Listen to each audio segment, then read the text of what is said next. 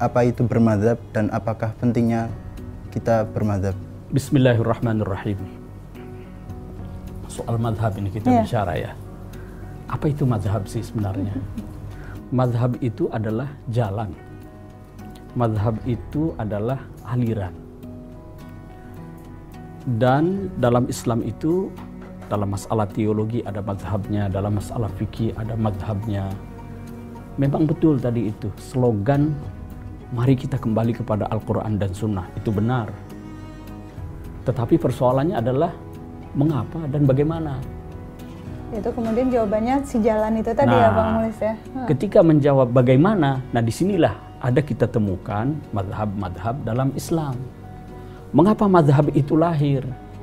Karena Al-Quran itu salah satu karakternya, salah satu sifatnya adalah hammalun dzu wujuhin, mengandung ragam penafsiran.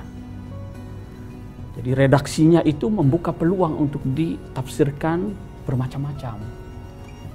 Dan bahasa Al-Quran itu atau ajaran-ajarannya itu sebagian besar itu memang perlu penjelasan. Nah, disinilah lalu kemudian para ulama ikut andil menjelaskan. Dan dalam menjelaskan itu tentu latar belakang si penafsir ulama ini akan mempengaruhi. Oleh karena itu terjadi perbedaan. Saya pernah membaca itu ada yang pernah menghitung jumlah madhab pada generasi awal abad kedua sampai keempat itu sampai 138. Karena setiap sahabat tinggal di satu tempat, dia pernah belajar dari Rasul.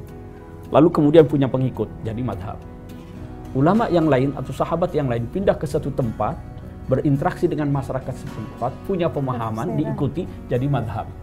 Nah, tetapi di antara sekian madhab yang ada itu dulu, setelah melalui proses seleksi alami, yang tersisa hanya yang kita kenal 4 madhab di kalangan ulama ahli sunnah wal jamaah. Lalu kemudian ada madhab zahiriyah, ada ibadiyah, ada imamiyah, ada zaidiyah.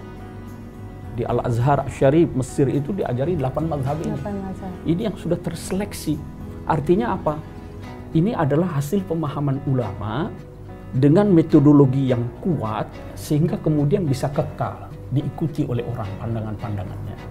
Oke, jadi kalau kembali ke pertanyaan apakah perlu, maka itu sebetulnya salah satu jalan untuk kemudian memahami dan kembali ke Al-Quran dan Sunnah adalah memang melalui mazhab-mazhab itu yang kita pilih atau gimana Pak Mulis? Jadi ulama-ulama mazhab ini sudah meracik ajaran-ajaran Islam sehingga betul-betul sejalan dengan yang diinginkan oleh Allah Subhanahu wa taala. Paling tidak mendekat lah, paling tidak ada yang bisa mengklaim ini yang dimaksud oleh Allah.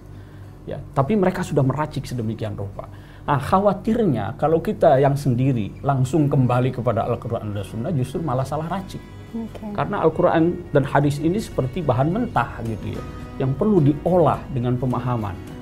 Khawatir salah paham, salah meraciknya justru malah bertentangan dengan ajaran agama Islam. Oleh karena itu tidak ada salahnya bermadhab itu.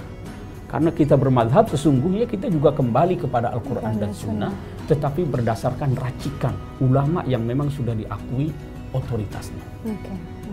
Mudah-mudahan menjawab ya pertanyaannya, baik yang hadir di sini maupun yang sedang menyaksikan dimanapun Anda berada. Di Hidup Bersama Al-Quran edisi spesial Ramadan.